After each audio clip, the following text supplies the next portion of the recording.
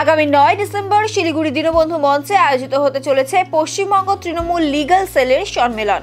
বুধবার Siliguri PWD inspection বাংলোতে সাংবাদিক বৈঠক করে এমনটাই জানালেন শিলিগুড়ি পুর নিগমের মেয়র গৌতম দেব।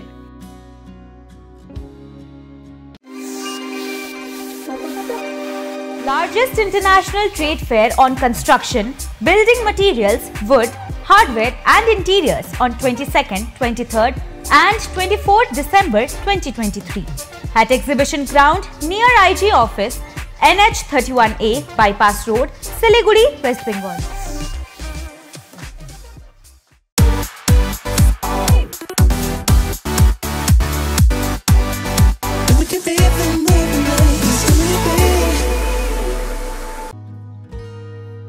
এই সম্মেলনে 23টি জেলার পাশাপাশি উত্তরবঙ্গের বিভিন্ন জেলা থেকে 2000-এরও বেশি আইনজীবী ও আইন শৃঙ্খলার সঙ্গে যুক্ত মানুষদের সমাগম হওয়ার কথা রয়েছে।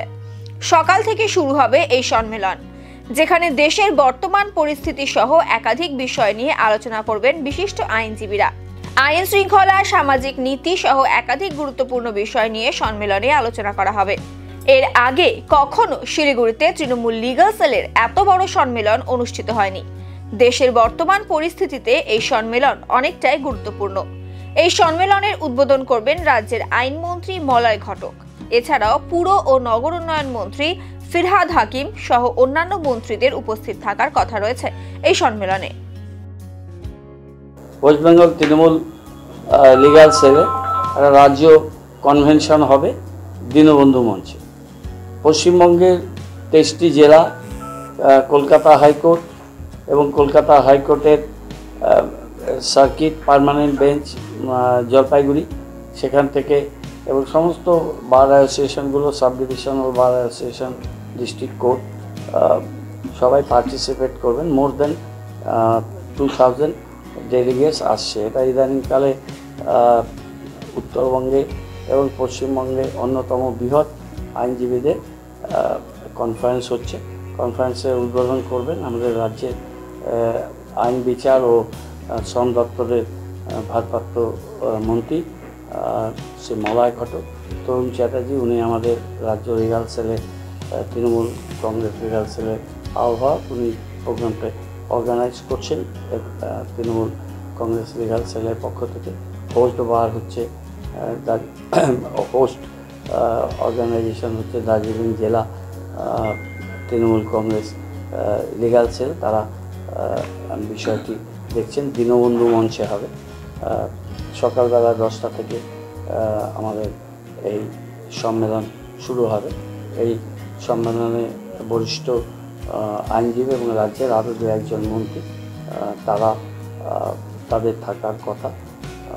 অনেক বিশিষ্ট বক্তা তারা আসবে আইনি বিষয়ে এবং কেন্দ্র রাজ্য সম্পর্ক, বিভিন্ন কোর্টগুলোকে এবং বিভিন্ন আইনকে যেভাবে এই কেন্দ্রীয় সরকার পরিবর্তন করে আমাদের কনস্টিটিউশনের যে ফান্ডামেন্টাল ক্যারেক্টার, সেই ক্যারেক্টারকে চেঞ্জ করার যে অপচেষ্টা নিচ্ছে, আমাদের সংবিধানের মৌলিক ধাঁচা সেটাকে পরিবর্তিত করে দিতে চাইছেন এবং নানানভাবে জুডিশিয়ারির উপরেও একটা চাপ সৃষ্টি করা হচ্ছে। জুডিশিয়ারির যে ইন্ডিপেন্ডেন্সি, সেই স্বাধীন নিরপেক্ষ সত্তা, সেই সত্তার উপরেও তারা নানানভাবে তাদের ডাইরেক্টলি আর ইনডাইরেক্টলি কেন্দ্রীয় সরকার সেখানে ইন্টারফারেন্স করছে।